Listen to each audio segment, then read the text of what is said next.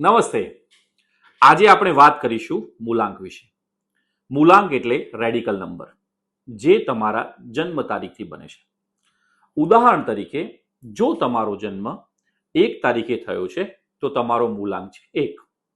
જો તમારો જન્મ 14 તારીખે થયો છે તો 1 + 4 એટલે તમારો મૂલાંક છે 5.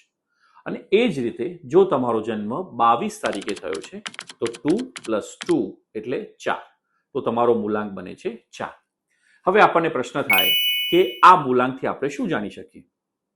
તો આ મૂલાંકથી આપણે વ્યક્તિગત સ્વભાવ, જીવનમાં આવતા રહેલા પડકારો, જીવનની અંદર આપણી રહેલી શક્તિ અને સાથે સાથે આપણને મળતી રહેલી તકો એ આપણે જાણી શકીએ છીએ.